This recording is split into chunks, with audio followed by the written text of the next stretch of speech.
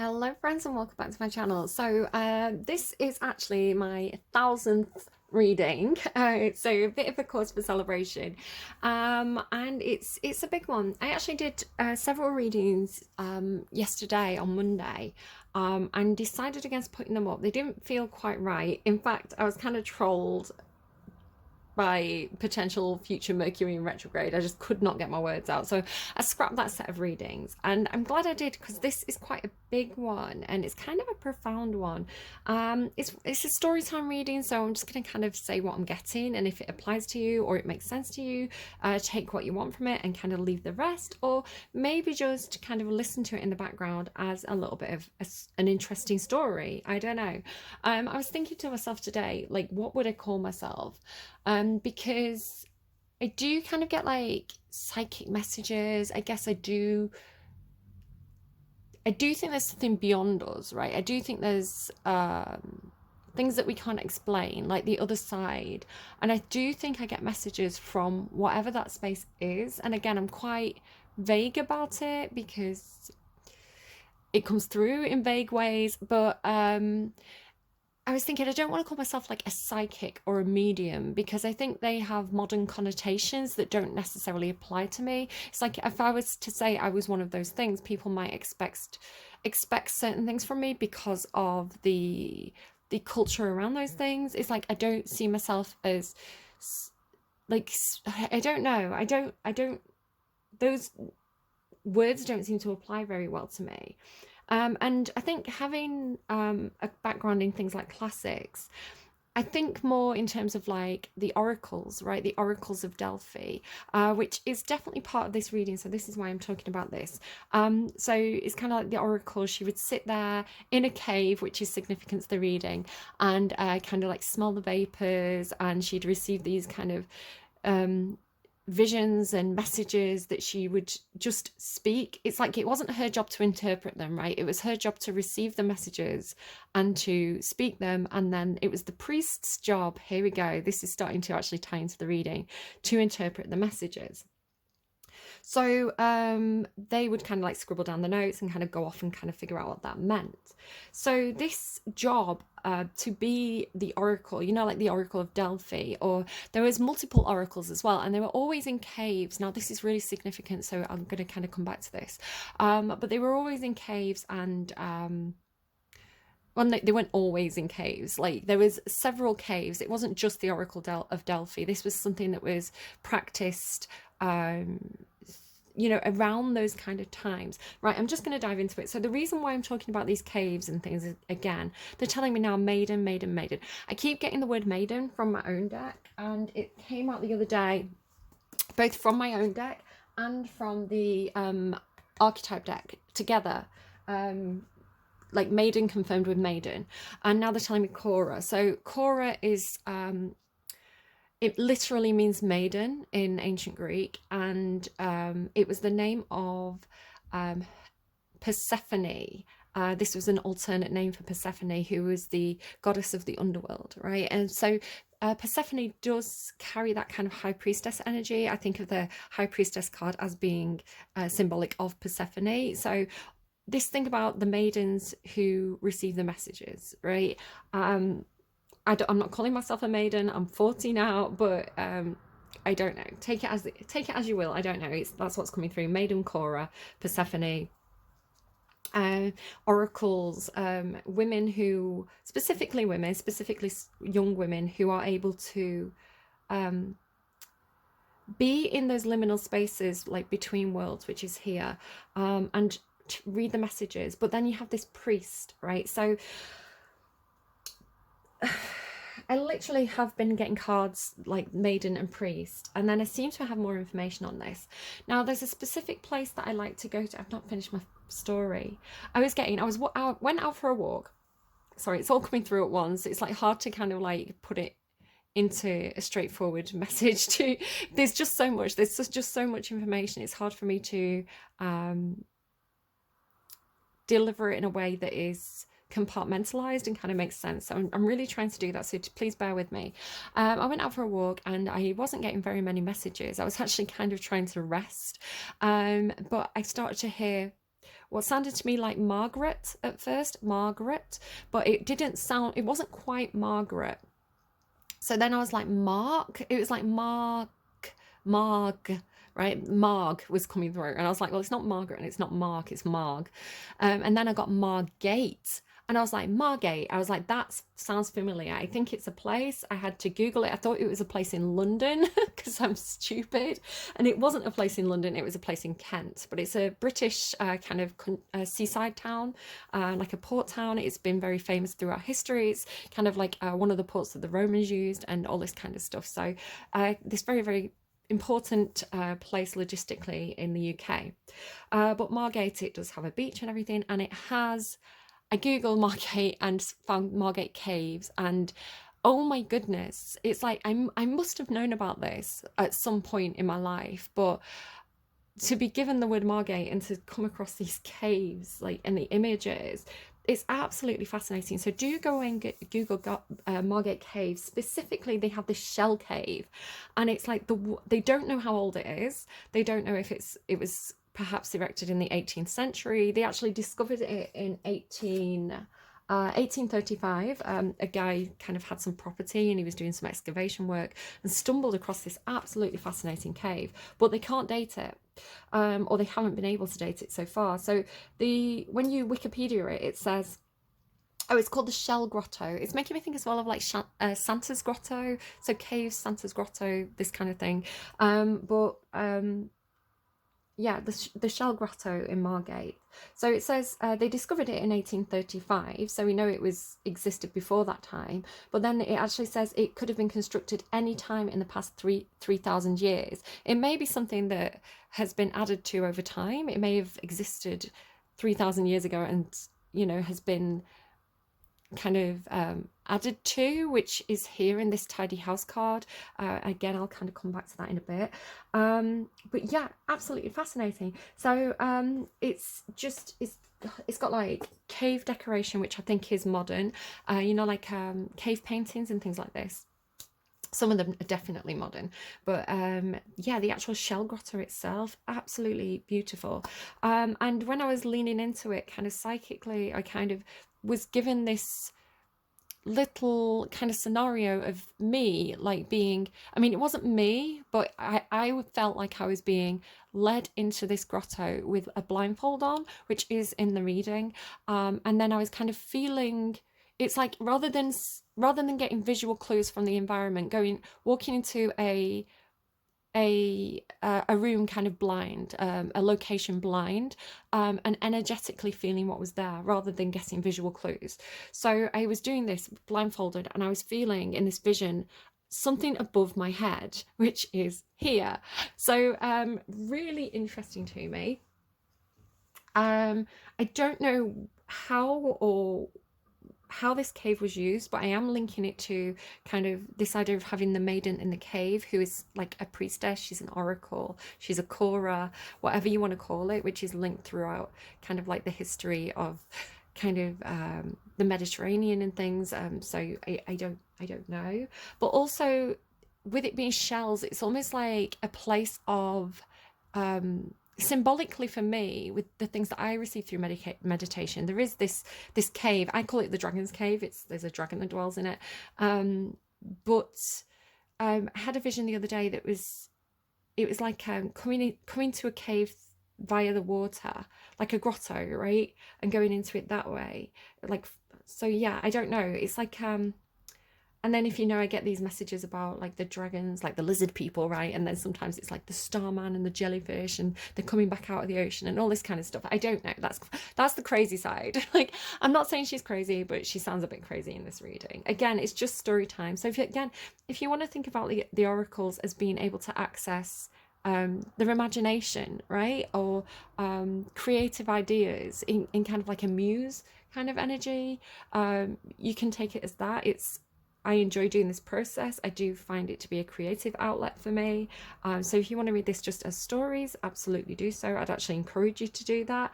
But if you want to pull a bit more of it, if this is aligning with something you believe, you can absolutely kind of go with that as well, right? We can believe what we want to believe. So I don't know, it's like ocean dragons or something is the way it's coming through. So the idea of these caves being, as well, like connected to women. So if you think about how Aphrodite came out of the ocean, she's depicted in that famous Botticelli painting as coming out of a clamshell. I don't know, I'm associating it with, I don't know, I just associate this idea of like the cave aligned with shells and the maiden and the priestess. I don't know, that's what I'm pulling in. So anyway, I continued my walk, and I was kind of getting this whole storyline about, I went to a specific location where I I walk around it regularly, and I do always feel that there's a presence there. I always get the same story over and over again, and there's specific spots in this area where I walk where I feel like there's information there. It's kind of like there's hotspots or ley lines or something like this in this area. And so the two energies that I specifically connect with are what I call the priest, because a lot of the time I'll randomize Latin songs. It seems to know Latin. Whatever this presence is, he seems to know Latin. So there is like an old house there, and there is like a chapel. So I do feel that this perhaps was like a local priest, or perhaps this was someone who came in to visit the house and stay as a guest and to perform those kind of religious services. He seems particularly like a Christian Catholic type typical priest, probably quite young. I wouldn't say any more than maybe 30, maybe a little bit older. And then a young girl who, she doesn't feel a like a servant girl. She feels like perhaps connected to the family that used to live in the house, maybe like a cousin, or perhaps somebody married. She feels like not like a main person from the house, but like somebody who was part of the family in some sort of way. So I know I sound crazy. It's funny as well because one of the songs is Mad Woman by Taylor Swift, but I'll kind of explain this as well. So the story that I was getting was there seems to be some kind of relationship between this priest and this girl, and I want to say that the priest was definitely in this storyline that I was getting. Again, it's just a story. I'm not kind of tarring all priests with the same brush or anything like that. It's a very individual, personalized story to this place that I seem to get repeatedly. I feel that there was some attraction between the two. I feel like the priest, because of their scripture, because of what they were taught,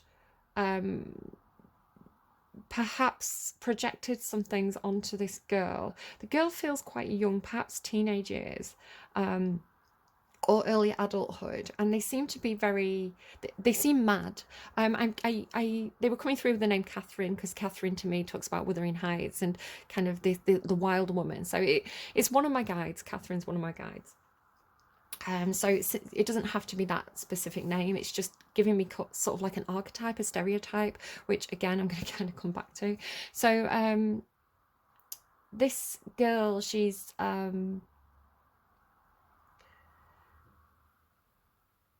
it's got how do I explain it? So the song Mad Woman by Taylor Swift, it's like somebody who's driven mad through the way they're treated, or driven mad through the constraints, or driven mad through because they've been projected onto. It's that old that really old patriarchal habits. Again, if we look at history, and especially writing, when men have been writing about women, they always have the saint and the sinner, right? There's two main female archetypes throughout history that crop up in any kind of media. So you have if you think about Eve embodies both of these energies. She's both the innocent and the siren, right? Because I literally have, when I first pulled cards on this, we have literally, like, look at these cards. So we have the siren, right? The river, there was a river there. And apocalypsis, which is like death, and the judge again, and the judge with the power, so it's like a judgment, right? So it's almost like two different types. It's like the embodiment of these two energies. So it's Eve embodying, right, at one point Eve is innocent. She is the innocent deer-like character in the Garden of Eden, right? She's the maiden. She doesn't know about the world. When she eats the apple, she becomes the sinner, and she knows, you know, the darkness that there is. So this Eve archetype embodies both the saint and the sinner. And then a lot of literature and film and things like this all sway towards one of these two archetypes, where actually females are normally more like Eve in that they embody both, you know.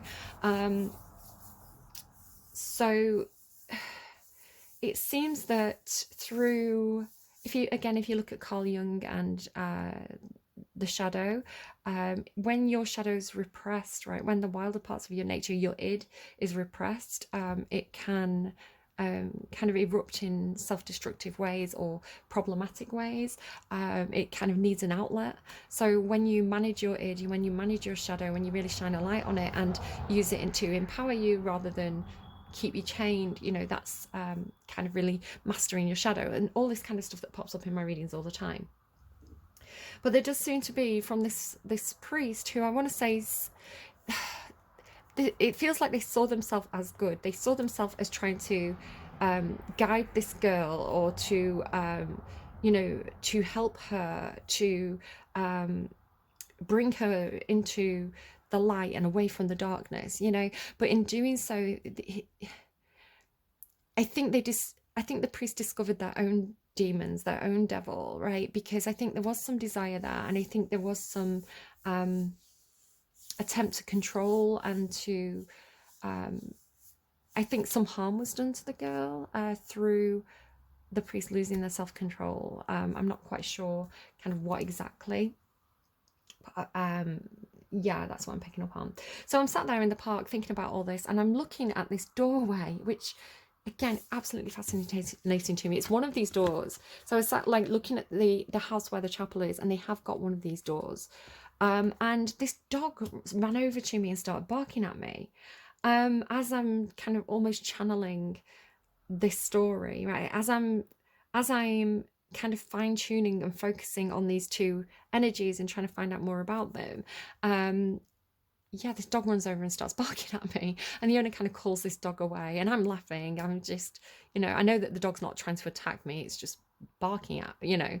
And so I'm trying to say hi, and I'm talking to the dog like I'm friendly and things like that. And normally dogs, like, you know, they calm down and warm up to you when you do that, but this dog is, it was bothered, right? So they went away for 5 or 10 minutes, and they came back, and this dog again, as they were leaving, came over and was like barking at me. So I was kind of getting up to leave as well, and I kind of knelt down and put my hand out, and I was like, hi, you know, what's the matter? And I realized this dog wasn't barking at me. It was not barking at me. It was not looking at me. It was barking at something kind of next to me and behind me. You know, if it had been perhaps a squirrel or something like that, you know, that's an explanation for it. But because I'd been because it did it twice, 10 minutes apart, and because it was the dog was aimed at me, right? It was like, it looked very like it was barking at me, but its eyes were not on me, and I was moving. So I feel like it was something connected to me. I genuinely think I had an energy, an entity connected with me at that time, because I was sat in my priestess energy. So let me go to the reading. You have this thing in this reading about so the first cards that I want to talk about, let me just see. So we have soul retrieval, right? And sometimes it seems to me that this is the butterfly coming out of the chrysalis. So it could talk about perhaps when our body transforms, right? When our soul leaves our physical body and goes to wherever it goes, you know, the next part of that journey, especially because this is next to Actramis. Now Actramis is talks about the seventh dimension. So if we think about the world we live in, the world we inhabit as being the 3D, right, the tangible world that we can touch and feel, that we know we're in, right, the conscious world, and then the 5D being perhaps the subconscious world. And this talks about 7D, which I don't know, after kind of like, I'm this world and that world. I'm very Stranger Things. I'm like this world and the upside down. But perhaps there's multiple dimensions that our consciousness can exist in. Whatever you want to take from it, however you want to see that, absolutely do so. Again, it could be like, you could see this as like heaven and hell, you know, different things. Sorry, I was just getting one of my favorite quotes, which is hell is empty and all the devils are here. Yeah. But I'm seeing it almost like a rescue. Almost the way I'm seeing it is somebody who's stuck in the in-between, right? This is why their soul needs retrieving, which is exactly what I was experiencing. Because I left the park thinking about how this dog had reacted to me. And again, it's like I'd been focusing on this door. And as I kind of was walking home, I was passing another church that was open, right? It's like the priest was in residence in this church, in our reality. And I had this urge to go in. And I was like exploring this. I was like, what is this urge to go in? And it's like, I felt like right, I know it sounds so crazy. I felt like I had to go in and get the priest and take this priest to the priest in the park to absolve them. I was getting absolution, right? It's like this priest that was stuck in the park, sat in this guilt, wanted absolution. They saw themselves as in need of that. And it's like, this is what I'm saying, it's like they're stuck in the in-between. Because look at this, it's like look at these cards, how these have come out. So you've got Phoenix energy and soul retrieval, right? It's like transmutation. So you know, when our earthly body dies, our soul goes on to wherever it's going to, right? And then, but we have this with this straddling worlds card. So it's like stuck in between. This is how I'm seeing it. It's like the word mirrors came out. And so mirrors to me talk about this reality and the other, but there's a space in between, right? It's like the glass, the pain in between. So there's this place of almost like limbo, right? Or being stuck, like stuck in the in-between. So this is what I'm seeing. It's like, it's almost like frozen. Do you see these two cards together? It's like frozen mid transmutation, frozen in the change. Like they left this reality, but they didn't get to the other side. They're stuck in the glass. So again, it could just be channeling some sort of movie. Maybe it's like you know, Alice and the Looking Glass or something like that. So this to me, the Ace of Fire and this fire energy, it's like being caught. It's like the soul is caught, right? The soul is caught in this orb, right? If you think about orbs. So I just the imagery is so interesting to me. So then the card, I had to explain this first to go back to the start, or just to say as well, just this idea of like going back, right? Going back over something. I've been getting this reset energy. It's like a cleanse and rego energy, and I've been getting a lot of references to, you know, the movie Eternal Sunshine of the Spotless Mind. It is coming in through with that Eve and the Apple type of thing. So basically what I'm getting from this, which has been coming through for a few weeks now, is this concept of would Eve eat the apple again if she knew everything that would happen, right? If she could choose to go back and either retain the information, eat the apple again and retain the information and the experiences, or choose not to eat the apple and remain innocent and unknowing and naive, what would she do? And I feel like she would eat the apple again. This is the way it's coming through to me. She'd choose to know. Giving me Better the Devil You Know by Kylie. So it's sorry, they just keep giving me Better the Devil You Know. So it's like would you choose again to have those bad experiences because you see that there's growth in it, right? You see that through adventure or through experience or through just experiencing the bad as well as the good, bad, and the ugly. Would you choose to have those experiences again because you see how it's made you mature? You see how it's made you better able to handle difficult situations in the future, right? So it's like, again, if you've got some trauma, you could have very different responses to what I'm saying. So I am just talking about the way it's coming through to me. I do recognize that one rule doesn't apply to everybody, right? Like everybody has different experiences and different ways of processing and would make different different decisions. But whatever I'm channeling, it's like they would choose to do it again because they recognize that to be naive, to be the maiden, to be naive is to be vulnerable to the predators, right? When you understand the shadow, this is very Catherine energy, this is very Panther energy. When you understand the shadow, you that's sorry, second chakra, sorry, that's some other stuff that I've talked about in other readings, we'll leave it.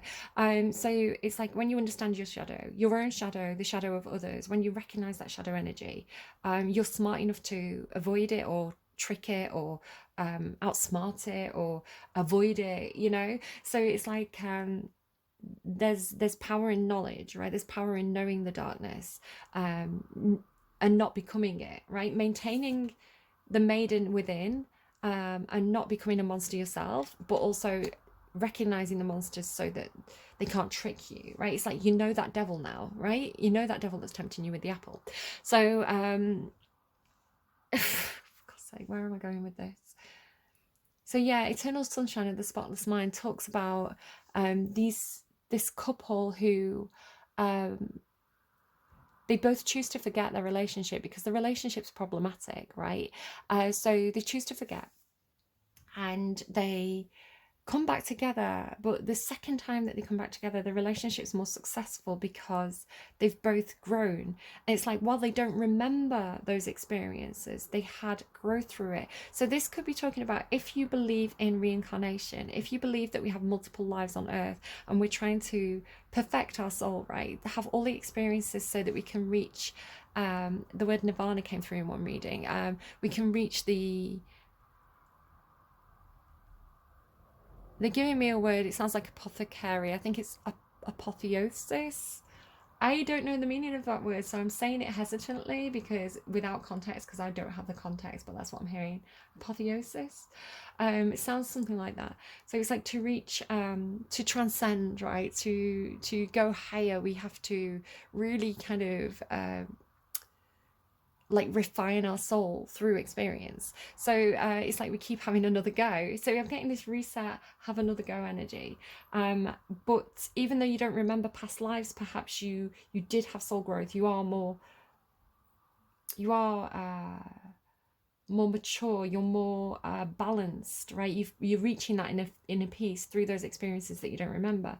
So perhaps there could be a significant person for you who you've had past lives with, like this person but you don't know why you know them, or you've had previous relationships that failed with this person but you're getting another go, something like that.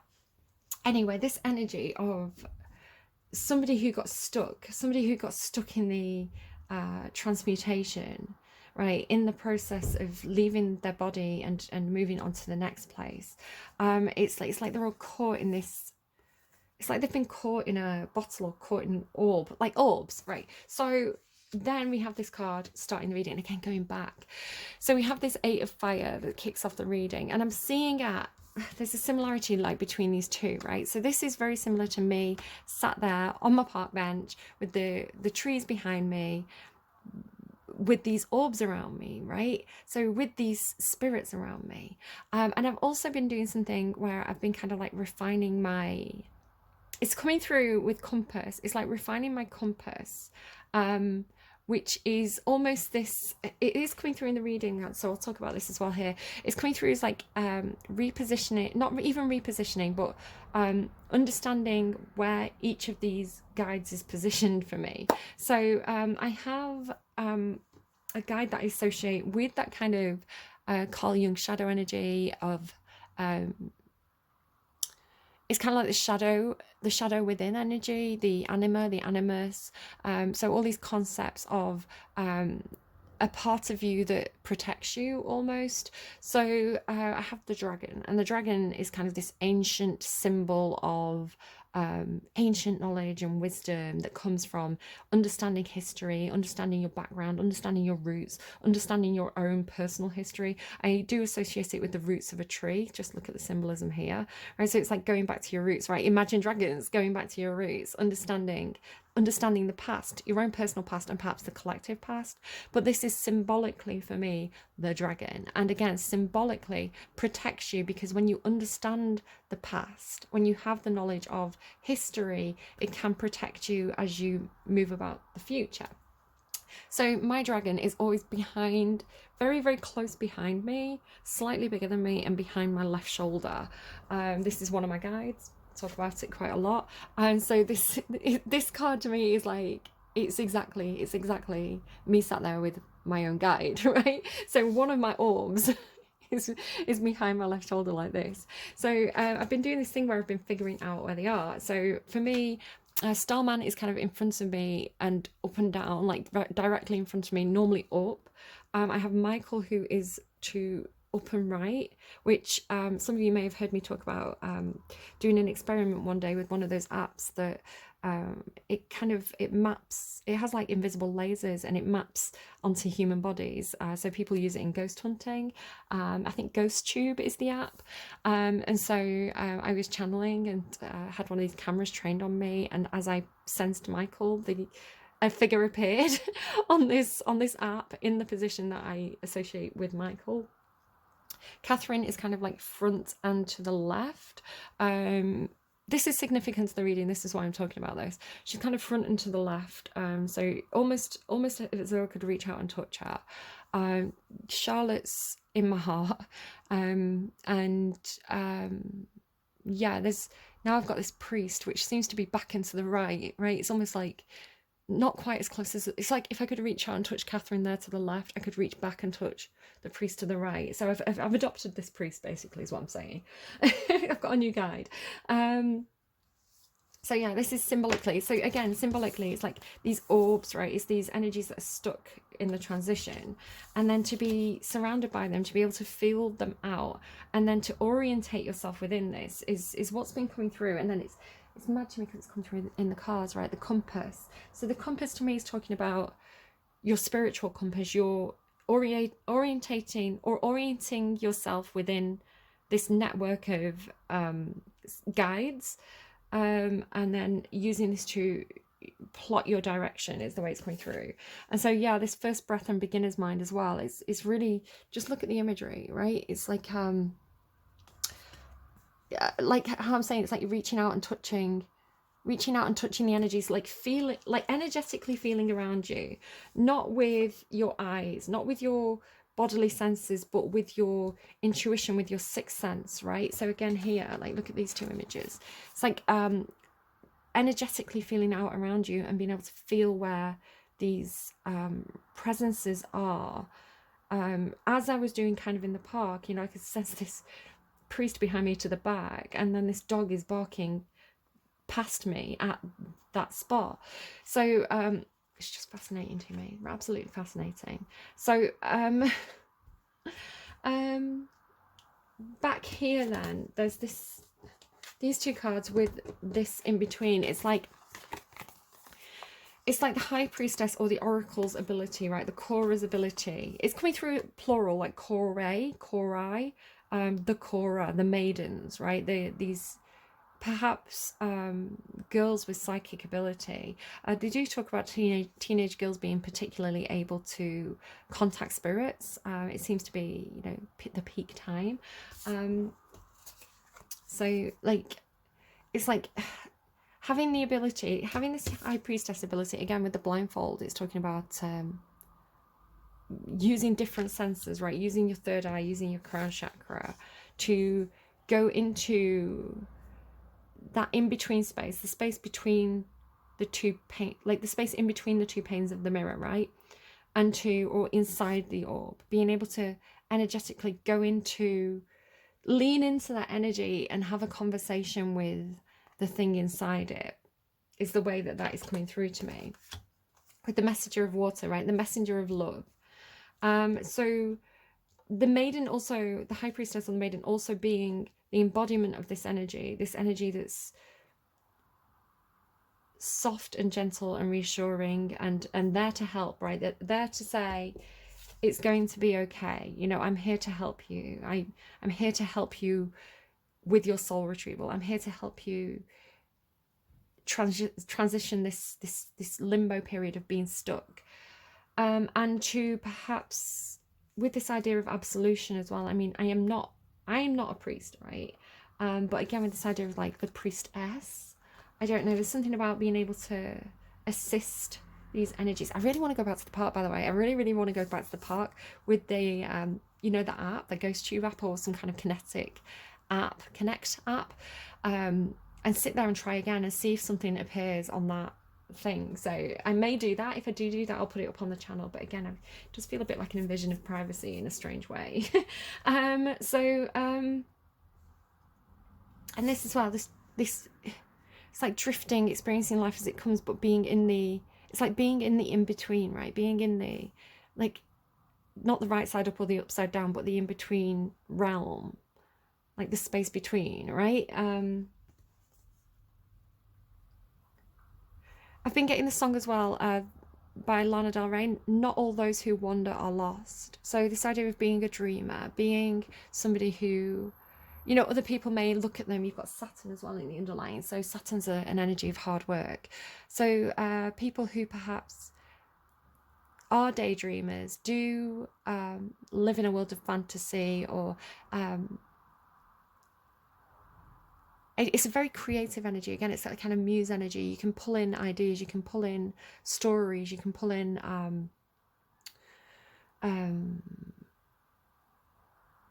out of the box ideas through the imagine space. You know, this is the idea, this is the realm of poets, or you know, filmmakers or writers. It's this space of exploring inside your own psyche almost. Not all those who wander are lost. You know, there's value to this. I want to say, you know, we're not always necessarily here to make or do or work hard, or there's value to the dreamers, right? It's making me think of the Imagine song, you know, by John Lennon. Imagine all the people, like, imagine. So this is now coming through with serene and patience. This serene card actually landed on me, as did I think it was life energy. So serene, it's like because this place, this in-between place, this place of dreaming, it is a peaceful place, right? That when you let your mind wander, when you imagine, when you fantasize, it is a place of inner peace, right? Finding that inner peace, or finding serenity in these spaces. Just have a look at the colors here.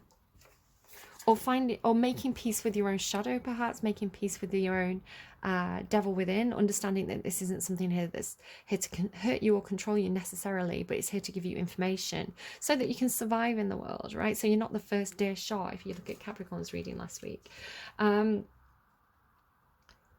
then like this patience and serenity, it's something about like aging, fine-tuning, alchemizing, making space to have the quiet time, making space to have the to be quiet and to listen to nature, perhaps. That's kind of comes up out there. And so then we go to, again, first breath and beginner's mind. I don't know, again, maybe it's like something like being born again, like your first breath, but being born perhaps even possibly with perhaps these energies, these spirit guides are almost like your past life. You know, like they come with you into the next life, or spirit guides, angels that come with you and are it's coming through like almost like the dragon is the tool under your tool belt, right? It's like the experience, the companion and the experiences that you come into this life with, right? It's like I don't know, something like that, like the refining of your soul to give you experience that you bring with you into the new phase. Something like that is could be meant by that, but I'm mainly seeing it as these energies, these spirit guides, these ancestors, these passed over loved ones being around you and orientating yourself where you fit in with that space, right? Where are they? And reaching out and feeling them. So then what was really funny to me was this morning, before I even went on the walk, and then now it's here in this reading, with the compass, with me doing this thing where I'm trying to work out where my guides are, like, and again, like, even if you look here on the imagery of this one, she's kind of got this web, right, with all these orbs. So it's like, it does feel like positioning yourself in the energetic web where you're linked with other people is the way it's coming through. So I've even got this like little doodle that I was doing of like, because I associate for example, the dragon with the base chakra, the root chakra, and Catherine with the panther spirit, which I associate with the second chakra, right, the sacral chakra, this energy of empowerment and sacred femininity and all this kind of stuff, but it being quite quite wild. And then I was kind of thinking, well, of course, like Charlotte, who's this maiden energy, this sweet energy that's completely, she's almost unconditionally loving, like self-sacrificing in that. So you know, her being in the heart chakra. And so I was kind of working out Starman, of course, being completely up in outer space, so of course connected to the crown chakra. So I was kind of like working it out as though these were almost, the chakras were positioned on the tree, right? My bodily tree, the tree of life, the root chakras being the dragon, the branches reaching up to the stars and connecting to those higher chakras, the seventh chakra. So some of you may know this is something that I do energetically when I'm doing kind of my my work, where I kind of try and get into that space in between. So yeah, with it having this tree imagery here, again, like with this as well, it's like positioning. Again, it could be something about your family tree. Maybe these are, for you personally, it could be that these are your spirit guides, right, your ancestors, and you do research in your family tree and looking at your ancestry, and working out, you know, perhaps you do have some kind of sixth sense where you're picking up on people, like specific people in perhaps your past lives or your own ancestry, and you're like positioning them on the family tree. But it's like, it's coming through as like almost across time and space, because you have this card here that can you see, it's like part of this tree are all these different houses. So it's like combined ancestry, or different, because if you look at them, they're kind of like almost from different places, different times. This is very Tudor. This is almost American or something, right? Like a little farmhouse. So it's like all these different houses that you've lived in, all these different lives that you've lived, or all these different moments throughout history and time, right, that are all interwoven and interconnected. Now, the funny thing about the house I was looking at, again, and it did have a door like this, you know, big old oak door. It is one of these houses that was built in Tudor times, I believe, is the oldest part of the house, and it has had, you know, Victorian extensions and different bits added onto it. So perhaps for you, there is literally a house that is a hodgepodge of all different eras. There could be something like this for you if this is something that you're resonating with. But again, you've got this in-between space, right? This idea of like being in between. So clarity and organization, again, it's feeling like, again, it's almost like organizing, this repositioning of the spirit guides almost as a, perhaps a moral compass, perhaps there's a repositioning of your moral compass, or perhaps this is talking about the direction in life, right? Using these guides to orientate yourself through new experiences and new situations. Now, here's where it gets really funky for me. So as I'm sat there, again, like on the park bench, minding my own business, but I'm not really, because I'm energetically trying to mine the environment for information, right? I'm trying to connect into these energies that I feel often and kind of get more information about them.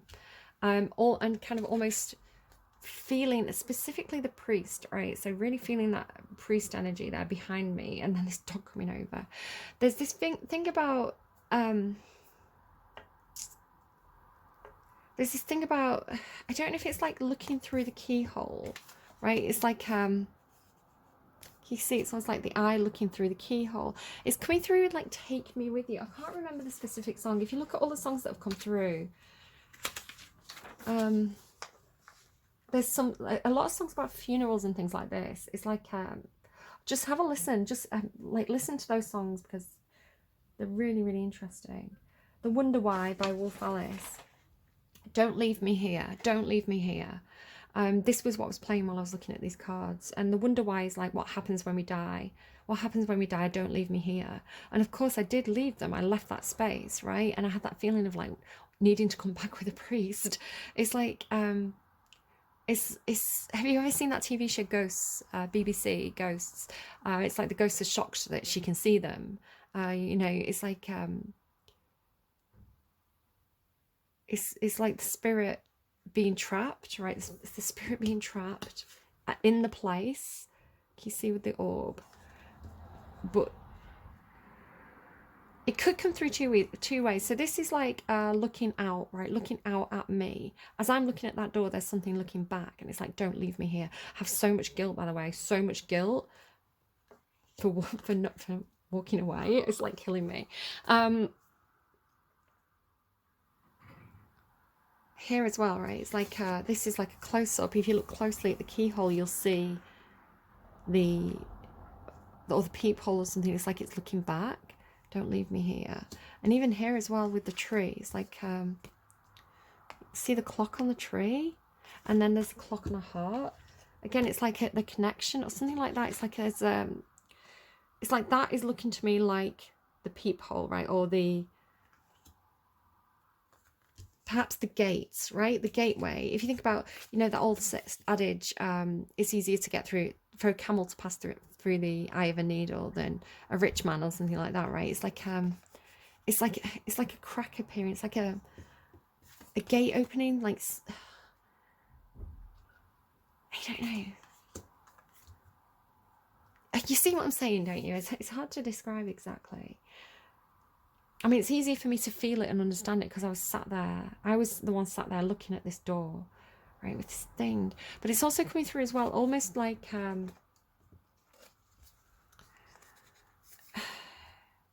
you know, the thing within, the dragon within, like almost like looking through my eyes is one of the ways it was coming through.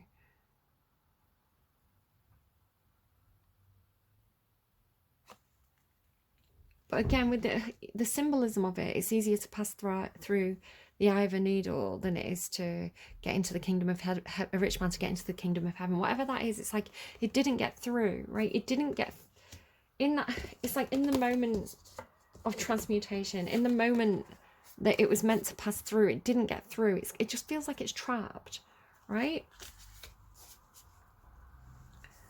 And again, it's trapped inside this where somehow through meditation, like I feel like I was able to go into that space and connect with it. And perhaps give it a sense of peace, give it a sense of just listening to its story, right? Listening to the story and having compassion. Again, it's a guilty energy. It feels guilty. So then we have this fascinating energy. Something fascinating here about, again, it could be something like, you know, like if you believe in ghosts and orbs and all that kind of thing, it's almost like, because it starts with this one, right? It starts with sensing the presence, closing your eyes, being blindfolded, sitting in meditation, sensing the presence, right? Like the orb coming down, being able to feel energetically in your energetic space where that energy is. And it's like it comes down, like it's almost like putting a hat on. If you think about what's his name, Professor Xavier, he kind of puts that hat on, doesn't he? He gives him his psychic powers. So it's like that orb comes down onto your head or behind your head, right, and kind of like lights up the crown chakra. So again, the energy of fire being an energy of inspiration or creative ideas, Inspiration, yeah. So it's like it's almost like this is like the helmet, a bit like VR or something, almost like VR. It's like it comes down. Do you see what I'm saying? Like onto your head, and then it's like then maybe your own third eye lights up, right? Your own soul can peek through for a moment, something like that. Because then it says, it does talk about focus as well, right? Intentionality. It's like a very specific focus.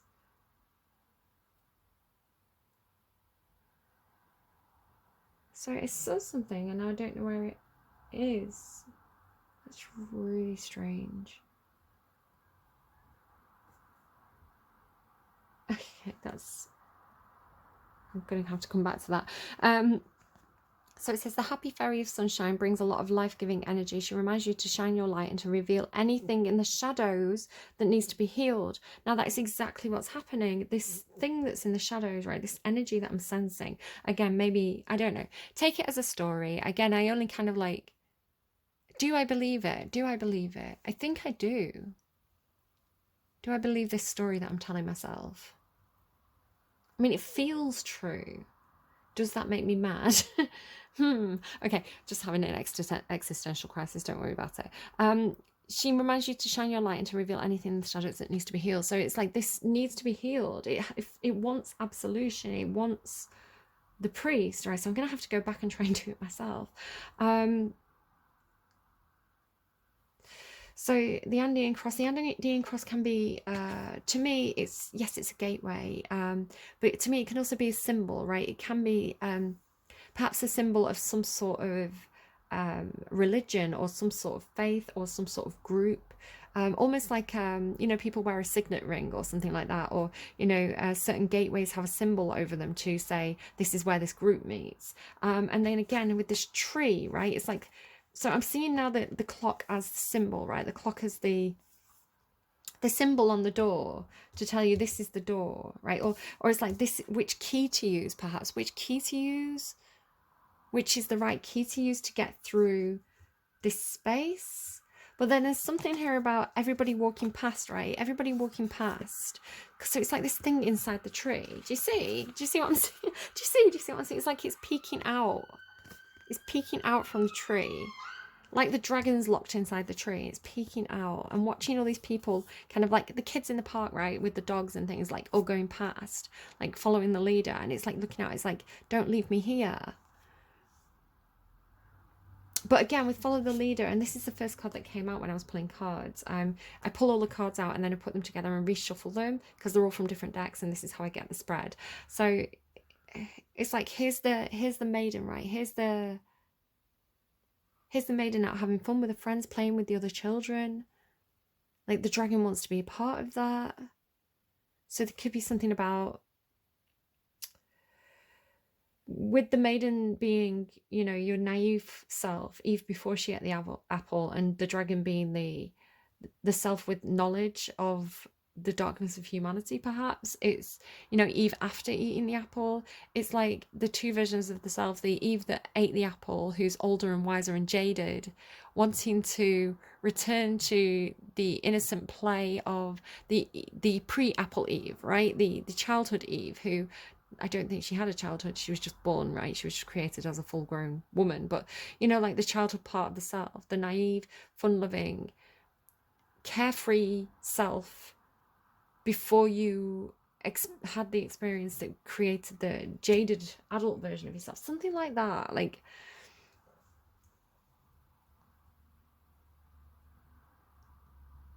I'm not sure. Follow the leader. But again, this idea of like the compass, orientating yourself perhaps with your own spirit guides, going in different directions to other people because this is where you're led. You being the leader perhaps of a little gang of orbs that are following you around. And then transformation. The fairy tells you to surrender to a transformation in your life that is happening for your highest good. Embrace your transformation. The best is yet to come. So I want to say, if there was this period, and look at all the butterflies. It's like if there was this period of being stuck mid-transformation, stuck between two worlds, stuck perhaps, again, if we want to ground this in reality, it could be a case of like getting stuck between two phases of your life, you know, like you were on that fortune's wheel, you know, you felt an old version of yourself slipping away, where, you know, you were like ready to put part of your life behind you and step into this new life, and then maybe COVID happened, right? And you got stuck, you got frozen in that in-between period where you had one foot out the door, but you couldn't quite complete the movement, right? You couldn't complete the transformation. And then it ends with magic, which to me is really coming through that core energy, right? The little girl within, the Charlotte within.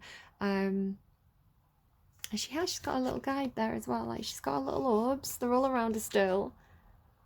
I don't know, like the magic that comes from allowing these connections, right? Allowing these energetic connections with others to be made, something like that perhaps. But then get grounded. It came out originally upside down. I turned it the right way up, shuffled again, and it came like this again. So again, with not all those who wander are lost, it's like, if you're doing something that others don't understand with that, follow the leader. If you are like me and you find a lot of value in daydreaming, you find a lot of value in telling yourself these kind of romanticized stories of, you know, that may or may not be true. I'm going to be honest. Again, I'm not going to come in here and say I'm the high priestess. You know, I'm not. That's not who I am. I'm not here to make money through being a psychic medium on some kind of like 555, you know, call me network. That is not what I'm doing here. I'm not trying to scam anyone. I'm literally just coming in and telling stories, and these stories come to me through meditation and dreams, and allowing those moments of serenity and patience where I let my mind wander, right? I personally find a lot of value in this. And it's like, if I look at my son as well, my son is Pisces. He's got so much Pisces in his chart. And so maybe you have Pisces in your chart as well. Pisces is this dreamer energy. And it's, you know, some people, like my daughter, right? My daughter's all fire and earth. So she's fire, earth, and a little bit of air. So she's all like, I want to get this done. Let's get hands on. Let's, you know, I want to achieve my goals. Or, you know, if she wants to achieve something, she is fully capable of achieving it, and being grounded and being earthy and fiery and creative. She's got a brilliant birth chart. And then here's the thing, I'm saying my daughter's got a brilliant birth chart, and she has, I want to say, to survive this 3D reality. My son, I think his birth chart skews more to the other side, right? You know, if you want to talk about left side and right side of the brain, this is something that came through to me the other day. You know, people value the logical side. They value the side that can be part of this 3D reality and get things done and earn money and work hard with that kind of Saturn energy. And I think society at the moment really rejects the dreamers. If you want to look at, you know, how further education is funded, there's much more funding for practical degrees, such as I don't know, nursing, or you know, medicine and science, and these things that are very traditionally masculine and patriarchal and logic based traditionally, right? I'm not gender stereotyping. I'm talking about history again. Look at my degree. But to the more perhaps feminine side of the brain that is to do with relaxing and creating the space to daydream and tell stories. I studied humanities. My degree is humanities. You know, it's an arts degree. There's so little funding in that field, but at the same time, it's a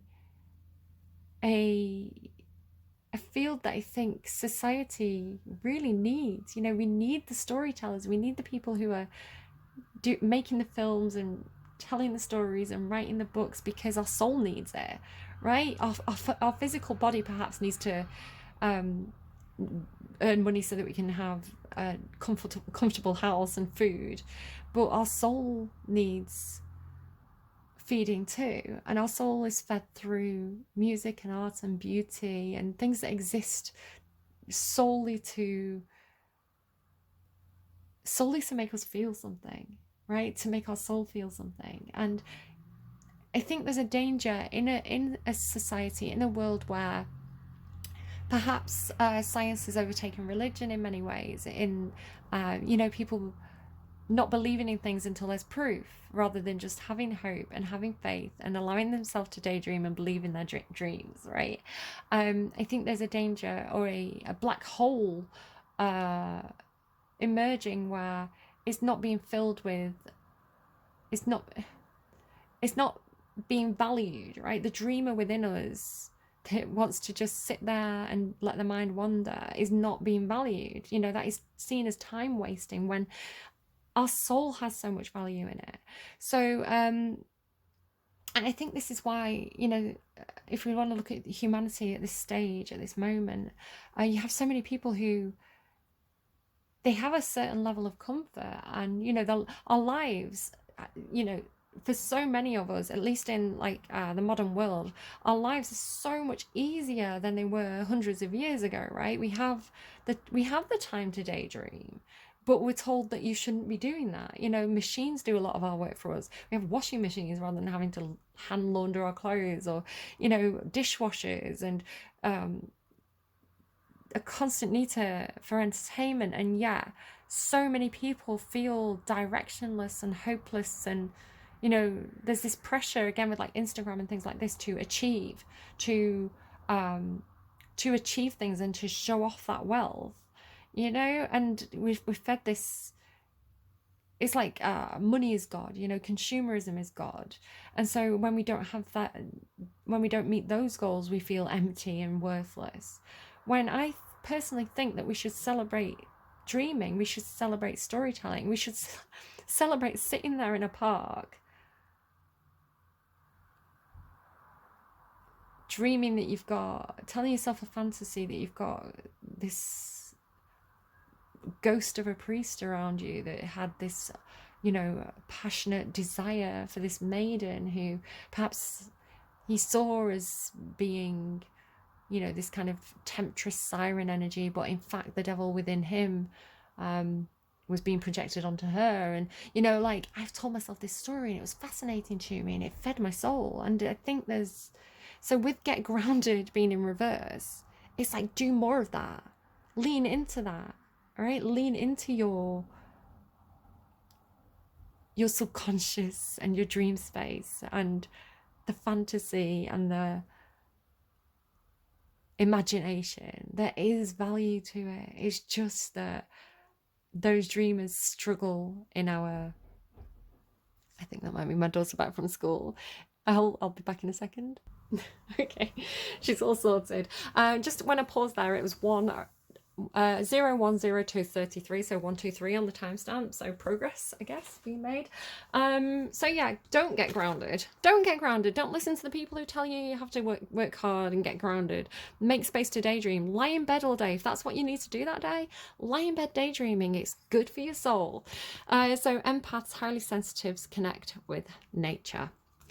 Take of that what you will. It's magic. That's where you find the magic, right? Why shouldn't we believe in magic? Why shouldn't we be Peter Pan and Wendy and have those imaginary worlds? Because they have such a big impact on people. They're so important.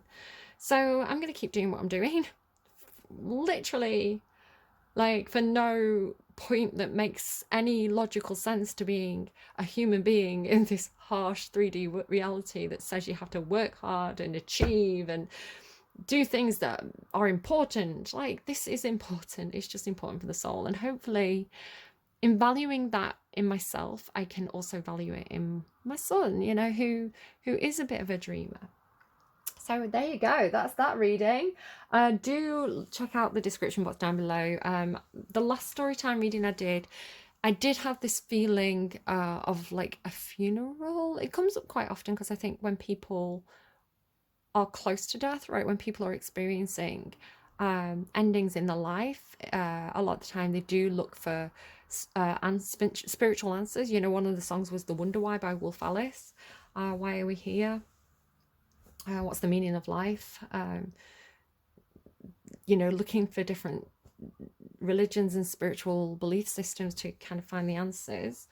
Maybe we're just here to exist. Maybe we're just here to dream and have experiences. And I don't know. I don't have the answers. I can't give you the answers. But maybe if you sit there dreaming and, you know, listen to the little child that believes in magic within, maybe you will find the answers for yourself. But yeah, I do. There has been some stuff about that. Again, it could even be, I had the sense of just listening to the songs. Again, you can listen to them yourself. It was like somebody who, this idea of getting caught, right? Getting caught in the in-between, getting caught between life and death. Could be someone who's in a coma, somebody who, you know, is perhaps kept alive on some kind of ventilation system, or I don't know, that idea of somebody who, even perhaps somebody who's older, who like my mother, you know, my mum at the end of her life was absolutely doped up to the eyeballs on morphine. So she was here, but she was not here, you know. She had that in-between transition. So it could definitely be something like that. Somebody who's technically alive, but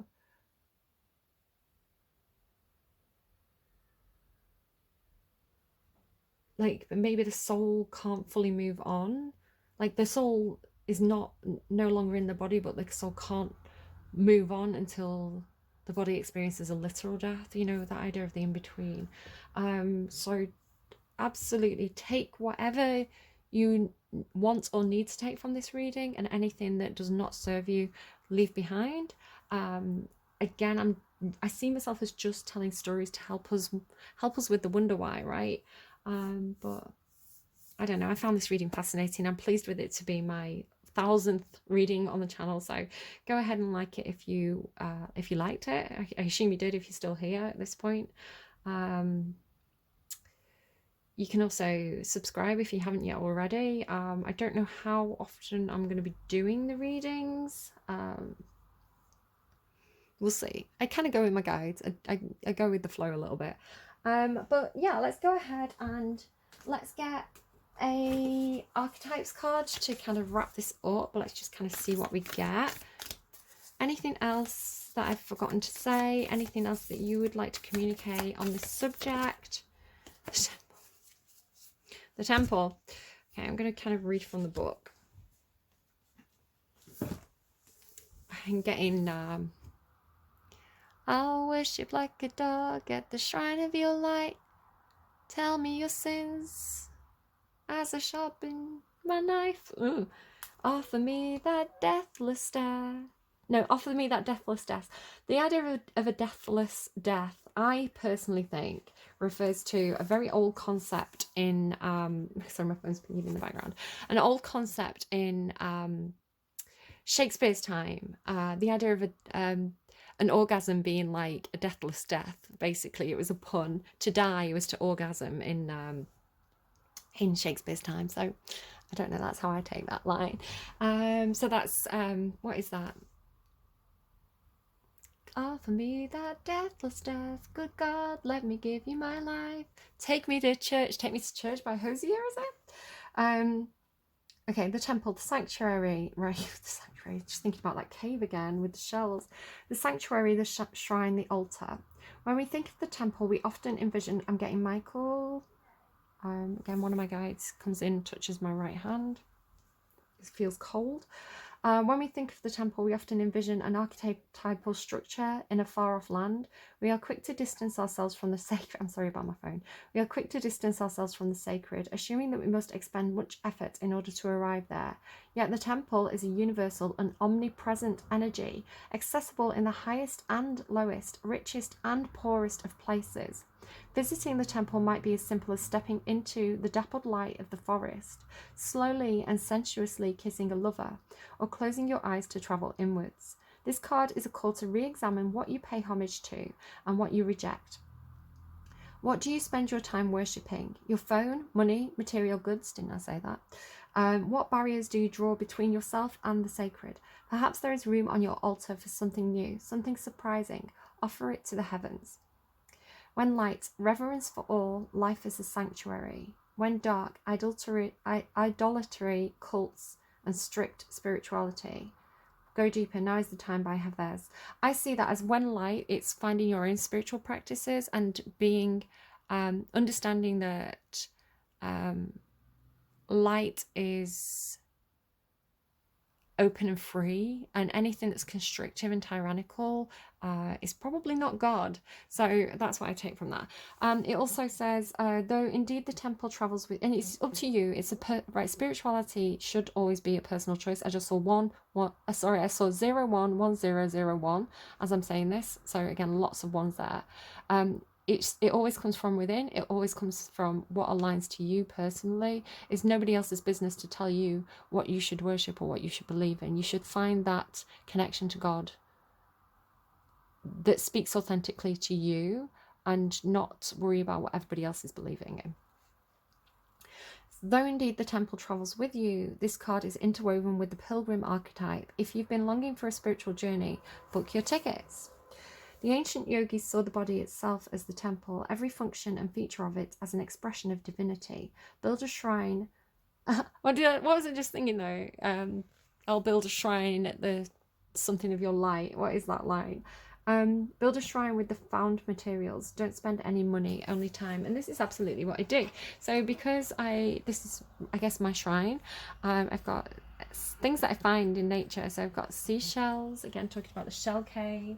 I've got crystals, I've got seeds and bits of trees and all sorts of bits and bobs that life gives us, right? That I find in my path.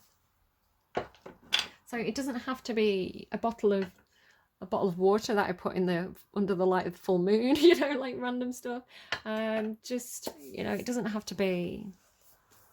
It's just things that are personal to you, things that you think has spiritual value, right?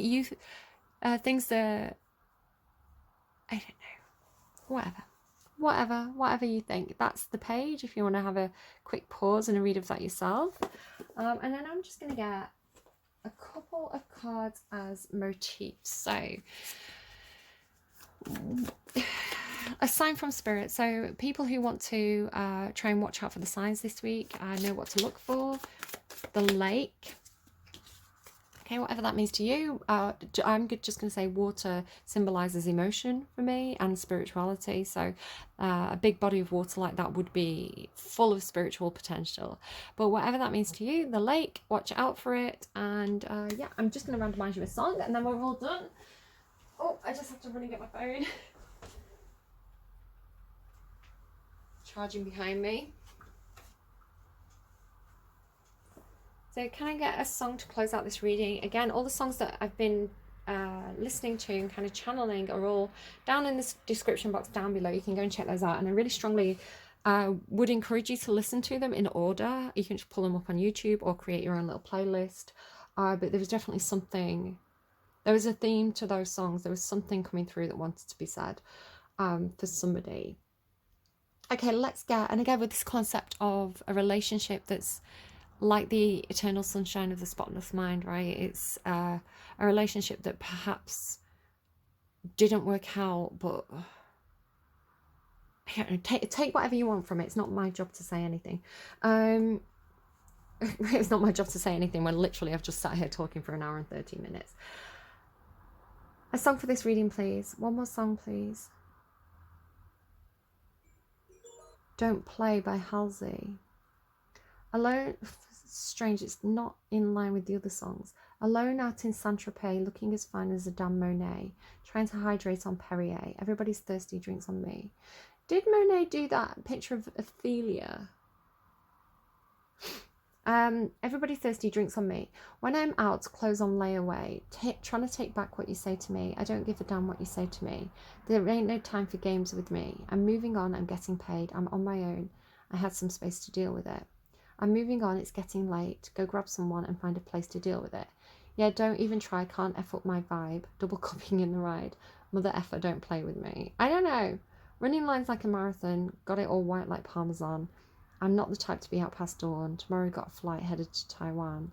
Now you know where the bottle's gone. I don't know. I don't play any games. Women don't play no games. I need another clarifier. I don't know what to make of that song. I'm going to screenshot it so I can put it in your description.